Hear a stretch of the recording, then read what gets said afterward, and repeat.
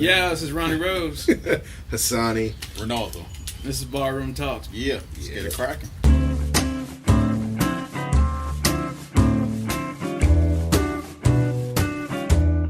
It's just like when you see like people struggling in the streets, and just struggling like in life in general. You're just kind of like, what's up with this? Like, what's going on? Right. Why why is that a common thing? I don't know. It just seems like in Baltimore it's been like that for a long time. I mean, I haven't been living in Baltimore too long, but I mean, like I said, it's one of those common themes in America. Like, you got the inner city, big cities, like you run into these problems. Yeah. The biggest part of it is education. Yeah. And lack thereof education, should I say. Well, that's what I was. Yeah, that's what I was saying. As far as the just not having enough money in the school system, and it's like the money's there, it's just not getting to the school system. So I feel like it's kind of an issue where it's like when people, I don't know, I always have this talk with no disrespect to my white friends, but you have this talks where they say, like, why don't you just leave then? Why don't you get out and go do something? It's so hard to do. It's so hard, and like not only is it because it's like you're trapped in that environment, that's your mentality, that's what you know, but it's like you can't just leave and just go get a job, and then it's like when the jobs that are already there, it's like there's so much crime and problems going on in the city that it's like there's not many businesses that are thriving in the city to get a job with in the first place. Well, the starting line's so different. For the middle classes, it's like right here.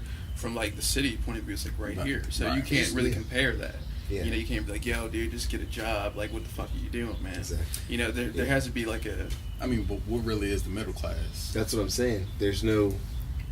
Middle class is no longer what it was, man. Middle class is now like, you're a millionaire. You think That's so? how I see it. Like, I really do. I mean, I think it's just like there's different tiers. I would look at it as like, you're right about six figures. Well, yeah, that's how I see it. And I think there's tiers. I would break it down. Like the middle class would be in like three parts. Like there'd be like the upper middle class, like the middle class as well. Yeah. Because it's like you could be making $50K, and I think that's still like that's almost poverty now compared to what you really need in order to live in certain places. Yeah, like. It all is relative because it depends on the cost of living. Like, you can live down, let's say you live in like Atlanta.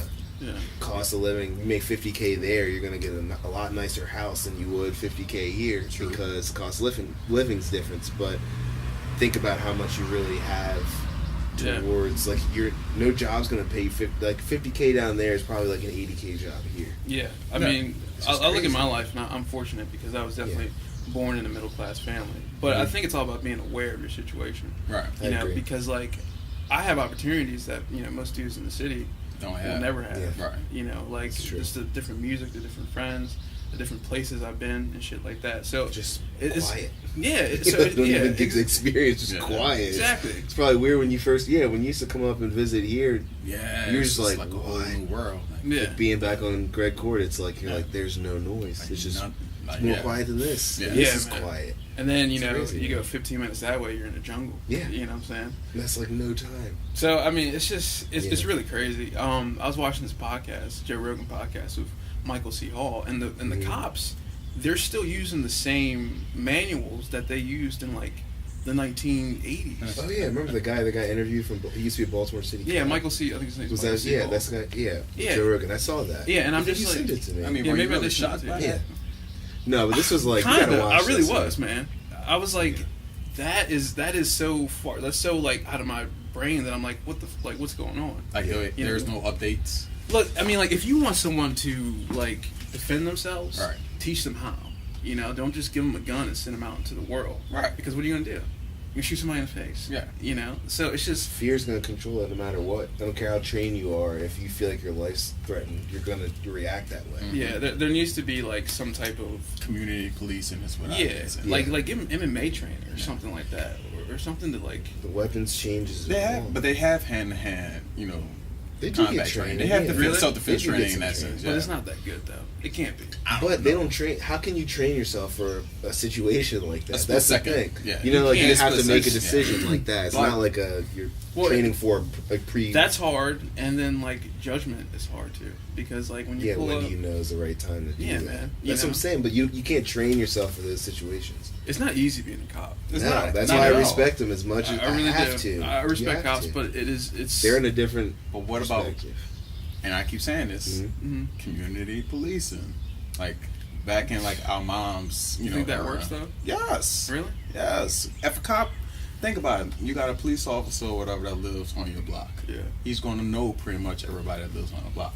So just keep the same police in that same in the same community. Okay, I see. And that way you actually have a better involved. You have a connection. You have better involvement. Coming in at different times. Exactly. Yeah, it's like small town police. Basically. For instance, like if say I'm a police officer. Cops are, yeah, no. Yeah. So say I'm a police officer and I live in Baltimore. Yeah. Mm-hmm. But I work in Timonium. I don't know shit. I don't know shit about Timonium. Exactly. So I'm gonna drive down the streets and I'm gonna see something that looks suspicious. It might not even be that suspicious because this person could be suffering from this disorder, that disorder, or whatever it may be. Exactly. If I know this information, then I know how to approach the situation. Yeah. Whereas if I don't know it, what I'm gonna do? You're gonna fly off the rails. Exactly. Whatever happens. I'm gonna escalate quickly. Exactly. That's a smart idea. Yeah. I mean, that's something that should definitely be in the system. But yeah, that's right. That's what I was talking about that. But that would be cool too. Yeah, just to kind of have the rain in there. Sound effect, yeah. But so it was like the same interview. I think it was crazy. They were talking, but here's the problem with like community policing a little bit, and it's because like he was talking. What's the guy's name again? Michael C. Hall. All right, yeah, you got to watch. I got to send this to you. But anyway, he was talking about how it's like they have to meet certain quotas no matter what. And, like, even if you were in a certain location, let's say you drive around there, things are going on, but, like, it's not the safest environment for you. Right. Then, like, they'll send you out until, like, they'll give you the nicer neighborhood and say, you can go here, but still find something wrong. And it's like, if you don't, then we're going to punish you by putting you or station you in a bad neighborhood because you're not doing your job. Right. When it's like, that's when the whole profiling thing comes up. Like, racial profiling. It's crazy. Yeah. Like, I got stopped. We were talking about this with Chris. Yeah. But I got stopped. Like, I was putting... This is crazy. It's controversial, so I don't care. Whoever, if the cop sees it, whatever. Know, right? But it was definitely screwed up. It was real messed up. It was two big topics. But one was I was with Sky. We were in the car. My brother was in the front seat. I was driving her car. And we were driving into Baltimore to go drop my brother off. We went to go see my little brother's basketball game up in Pennsylvania. Yeah. And we went back. And we're on our way back. And then this cop was following her car, like following us while I'm driving for a good like mile and a half. Right. And that's a long distance in Baltimore City. Like a mile and a half is far in a city. And I'm like, all right, so I'm wondering what's going on. Like, is he gonna pull me over, or is he just whatever? That's when you're like, man, just hit the lights. Yeah, I'm like, come on, like you're making me real uncomfortable. Yeah. So then he ends up finally hitting on the lights, and he's like, pull the car over, and he's yelling over the speaker.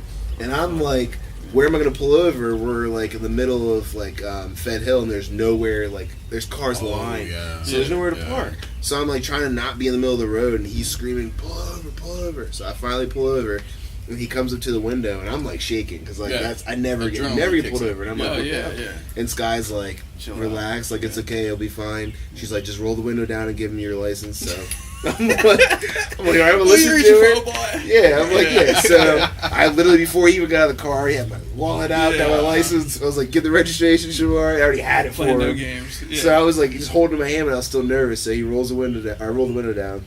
I hand him the license registration, and he was like, did you know that your tags are expired? And I was like, they're expired? I was like, the registration says that we're good.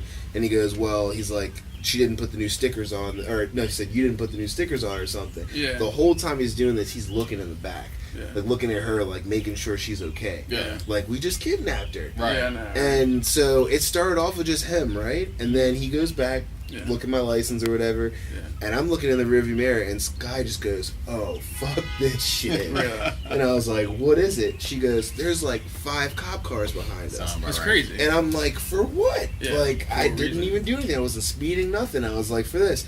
So he comes back, and he's like, "Can you step out of the vehicle for a second?" And then that's when she stepped in and was like, is there a problem? You know, like, I want to know what's going on. This is my car. It's in my dad's name, but this is my vehicle. He goes, man, we need to just talk to them for a second. She goes, no, you can talk to me too. Like, what's the problem? And then he goes, well, he's like, can I have you guys step out of the car for a second? So then I'm like, all right, I'm listening to this dude because I'm not getting shot today. That's the first thing, man. So I just got out of the car. I was like, I'm just doing whatever he's saying. So I got out of the car, and of course, Sky's, I love her, but she gets feisty because she's like, I'm not cool with that. So yeah, she got out of the car too, and he was just saying that he wanted to show her where the tags were and where to put the stickers on. Yeah. But when we got out, we look, and there's just like all these diesel cops just like sitting there with their arms folded, like standing in front of their cars, like, waiting. Yeah. And I'm like, all this for what? Yeah. And I was like, you guys have nothing else to do. I'm like, we're in Baltimore, which is not the best city. Yeah. But there's things that go on. And I'm in Fed Hill, and you need 6 cop cars to come over just for that. I mean, dude, it's crazy, man. As a cop, you're supposed to, be aware of your surroundings, right? Right. Mm-hmm. You know, so as a cop, he pulls you over. He talks to you. Yeah. Like, just somebody talking to you, they're not going to think that you're some fucking, I'm not goon, exactly. Or your brother. Yeah. Right. So it's just for all that to happen. Yeah. It's kind of like, what's the bigger issue? Exactly. Like, what's the bigger story here? Well, my brother said, he's like, one thing you got to watch out for. He's like, don't put air fresheners in your car, because they'll instantly think that you're trying to use it to cover up the smell of drugs. And that was hanging in the window, and it's so eerie how he said it literally like 2 minutes before the lights came on. Oh, really? He was like, you probably shouldn't have these up here, because he's like, I know, right? As soon as he says that, it was like, whoop, whoop. Maybe Shamar was freaking him out. Yeah, he was like, all right, this dude. Hard as shit. Exactly. But it was just crazy. I was like, this is nuts.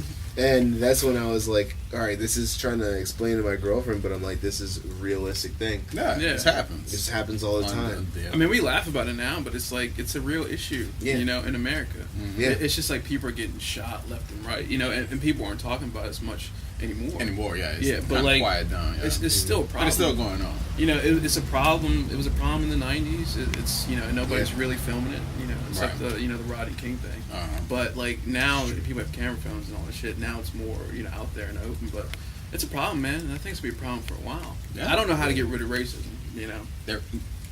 I don't think so. There is no way to get rid of racism. I don't think there is. It's inherent. Exactly. It's something innate in us. Like, exactly. That's the way we're programmed. Yeah. Is to kind of stick with what's been in our society or in our or what you're household. Used to, or what looks like you, and what sounds like you, what walks, talks, eats like you. Exactly.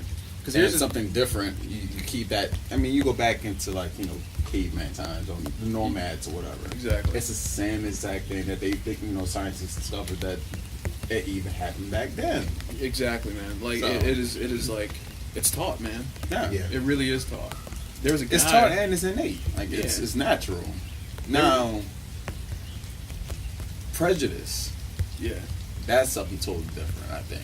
That's a hard debate to explain to people the difference. The difference between prejudice and racism? Yeah, for people to actually understand it. Yeah. Like it's prejudice isn't prejudice thinking that you are better than someone because of your race or because of the color of your skin. Well, that's probably one aspect of it. It's just more so, I think, just using it, breaking down as just prejudging someone for not understanding. Okay.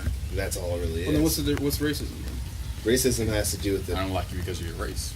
Exactly. Yeah, particularly your race. They're both so fucked up. They're both fucked up, but they're so similar. But it's like people have gotten like prejudice tendencies based off of races. Like they balance the two together.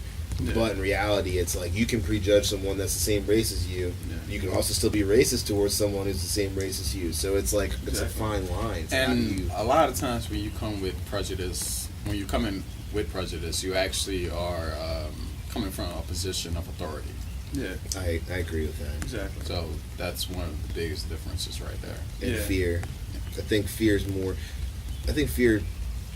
dictates prejudice actions more than it does just being naturally racist. I don't think racism is always fear-based. I think racism is just you were taught not to like someone. Well, there's fear in both of them. For sure. Yeah, I mean, that's definitely the whole thing. The fear of the unknown. Fear of something different. The change. Or fear of someone being better than you. Like if you go into the deepest parts of West Virginia, with a bunch of white people who've never seen black people before, and they have like a small TV. Come on, they watch football. Yeah, but like they're This gonna is on their team. they're All black teams. yeah, but they're gonna have a certain I got you. image Yeah, of But what they a never black see dude TV. is. Yeah, Right. of course. You know what I'm saying? They're not gonna let you marry their daughter, but they might watch it. They might root for you for football. That'd be a problem. That's You know? crazy. But speaking like of Ronnie football, Rose. But here's the thing, man. Is I was watching No, I hear you. watching this movie. I think Paul Walker was in it. But like there were the two Rest in Klansmen. peace, Paul Walker. Yeah, no, rest in peace, Paul Walker. Shout out to Paul. But there's Fast literally eight. two Klansmen. Yeah. And they were talking about like, you know, going to the rally and shit like that, and like, yeah, we're gonna fucking, you know, hang some nigger, blah blah blah blah. And then they started talking. They're like, but you know, like I really like Tyrone down the street. And Paul Walker's like, I like Tyrone too. I don't understand what's up with all this fucking, you know, racist shit. You know, he's a cool dude. He's like, yeah, man. I like, you know, and that's the thing. It's like you just don't know someone, man. Mm-hmm. And sometimes that's environment. Like, Yeah. It's It's totally. And it's a not big even a problem. situation somebody's teaching you. Like, for instance, I know for myself, like, I can say this, and I've told many other people this.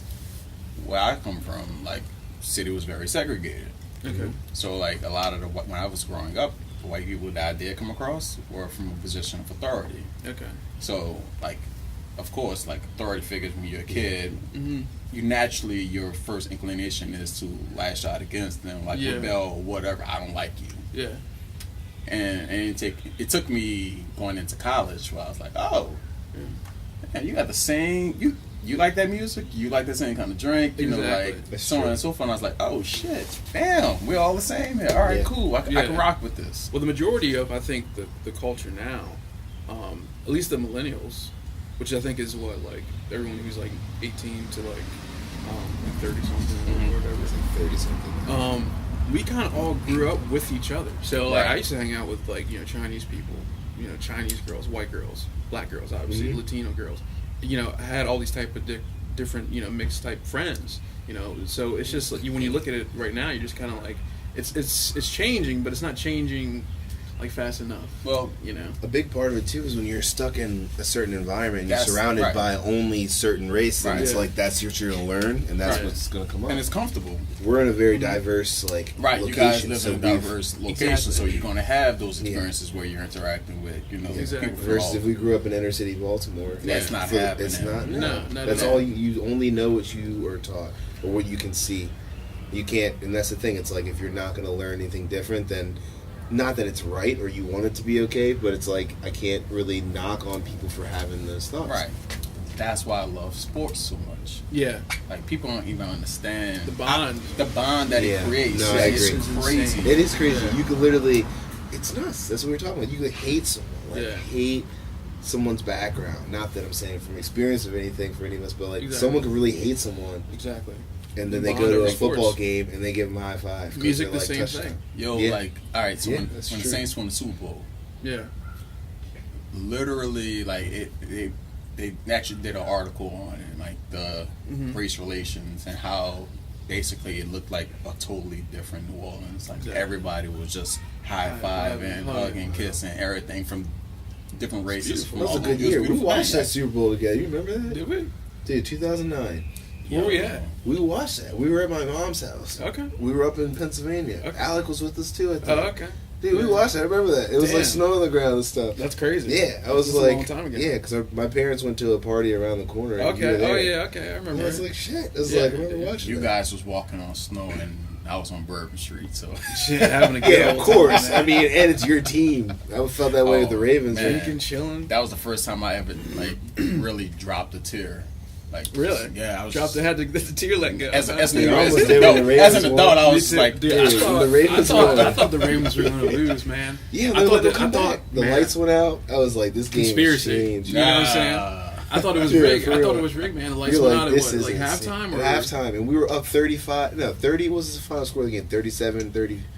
or something like that. 37-35 Yeah. or something crazy. It's like We were 3-point up. difference. But 34, I think. but the thing about it, they We didn't started, score the whole second but they, half. they started coming back. Yeah. And we were like, holy shit. This sure. game has changed. You know? That's the thing, man. What happened to Joe Flacco? You know? What happened? Yeah, what happened? We already know what happened. Should we actually delve into this? I mean, come on. Now. I was just Y'all really talking. wanna know- Y'all want to talk about? You got Why it. not? I'm Yeah. wearing my Ravens gear. I know I was gonna wear it. Yeah. And you got your O's hat on. So I might as well talk I about Baltimore adopted sports. those. Yeah, why not? But it's like- we know what happened to Flacco. We know what really happened to But Flacco. what the? I mean, like, he's a very talented quarterback. Right. Very talented quarterback. I don't think he has enough weapons, to be honest. I mean, he's had Bolden, he's had Steve Smith, which are sit back a little, Torrey Smith, really good receivers. But it's just why hasn't he had that like long-term beast of a receiver? Like I can't. Here's the thing with Flacco, I can't blame him. I don't blame him. I can't say that the reason why he's not playing well is because of just the people around him. He's not a hungry quarterback. Once he got that Super Bowl victory, well, do you know that though? He doesn't Based show off it. of Show me, Joe Flacco. Show me that you were hungry. He might not show You're it. not. He might not show it, but you don't know. That's just his demeanor. But, it's cool, calm, collected, but it doesn't where's win that fire, you. man? Yeah, where's I the mean, fire? look, man. I want to see that fire more than anybody. But tell me how many cool collective quarterbacks won multiple Super Bowls. Give me a name of someone that goes down in history. I think Joe Montana. You think he was that cool though? Steve Young. Well, Steve Young was a little fiery. But you tell me he never showed emotion. It was a different era back then. You can even say Eli is kind of. Okay, modern day. Yes, then. Eli is the perfect. Yeah, Aaron Rodgers, but he still shows more emotion than Flacco does, dude. Eli, that's Eli's emotion. That's the dead face. However, when he does do something good, all we get out of Flacco is one of these. You can't. That's it, and then he just back on the mess field. With the beard, man. He doesn't talk to anyone when he gets off the field. He just sits by himself with his helmet and his Gatorade, and then he's like, "Oh, offense is back on. Let me go." Every quarterback can't be Tom Brady. I don't want him to be Tom Brady. I just want him to show a little bit of fire. I agree. I understand. I don't say that. I'm not saying as he a doesn't fan, care. not as a fan. And that's what I'm saying. Like for instance, it impresses me to see a quarterback come off after a horrible drive and then go to his offensive line or go to his receiver and say, "You messed up," or "That's my fault. We're getting it next play." Well, maybe Joe's just not that guy. Yeah, maybe we need to find that guy. Who's that guy? But that's I what would agree. Because that elevates the team. It does. We did have, but Tyrod didn't have a chance to show himself yet. I'm a big Tyrod fan. I am too. Tyrod, you didn't like him? Come on. I mean, I don't want to compare him, but he's a mini Mike Vick. He did really good, but like for under us, like we didn't play him that much. I mean, play him in the every preseason he just went dirty on it. I know it was preseason, but still, you got to look at it like this though. You put so much money into Joe Flacco, you can't. Yeah, but that's where it started. That's where we backed up we said that we're cool with you just being who you are, which I'm not saying you don't want your quarterback to not feel comfortable. I like our running back situation. I think our running back situation is really good. I think our offensive line's okay. Who do you think we're going first in the draft? Have you been watching it all? Not really. I really don't know. We're getting 16th pick, but there's 3 good receivers that we could potentially get. We need a receiver. We definitely need D-line help, big time, because Suggs is getting old. We just got rid of Doomerville. Okay, so you look at our defense last year. Yeah. Our defense was good. It was top 5. We're number 1 for a while. We were top 5 at the end of the year. That's every year, pretty much, honestly. Not the last couple. After the Super Bowl, we have been really low. That's why we were making the playoffs, man. I say that because our offense was not doing shit, or it would be okay, and then our defense is what always carries us into the playoffs, and we haven't been in the playoffs the last. Dude, I thought and I don't like to hate on anybody, but I'm not hating on him. But Mosley, I thought Mosley would be a better middle linebacker. I think I still think he's good, but I wanted that that fire, man. Yeah, you see that because you're like, oh man, you see how he killed in Alabama? Yeah, he's gonna kill it. Well, look look whose shoes he's filling. Yeah. Yeah, the greatest. Yeah, of course. And obviously he's not going to be on that level of greatness, but he's a good linebacker. He's a good linebacker. And they're apparently looking at another Alabama linebacker. I forget his name. Do you know who he is? You know what I'm talking about? He's solid too. He's pretty good too. I can't think of his name. I don't pay attention to y'all draft because I get frustrated.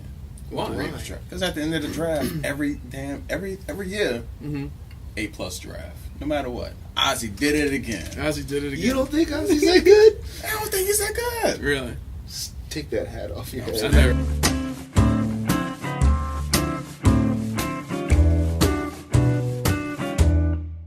That's how Ravens had. You're in Baltimore, man. So you think he's not that great of an offensive? I think he is. I think he is a good GM. General manager. I think he is a good GM. But every year they say y'all have an A+ draft. Well, I think people are still riding the wave of John Ogden, Ray Lewis. Ed Reed. It's kind of confusing to me. Like, well, I think he's great, but I think for the past couple of years, I don't know, man. Well, here's the thing, though. Pitt is amazing. You just said it yourself. But what past couple qualifies in A+? I'm sorry. What happened the past couple of years? I understand, but from your perspective, what would you consider being an A+ draft? Like the people that you draft automatically, instantly, their first year. You know who had A+ draft? Cowboys. Cowboys did have a good draft. But that's rare. Yeah, but I know. But that's an A+ draft. I agree in that because you had instant players that came in and made an effect. They built up their offensive line. That's what I was about to say. It took time for that. It took time. Yeah, that's what, like back in 2009 or 10 when they were getting offensive linemen, people were like, "What are you doing, Jerry? Right. What are you doing?" Now now you're like, runs. oh, okay. I don't know if your thing cut off or not. Yeah. I don't think it would have. Okay. But yeah, I mean, that's what I'm saying. Like, I'm sorry, I don't feel like anybody should have an A+ draft outside of this, right? Coming right out the gate. It's hard to say that.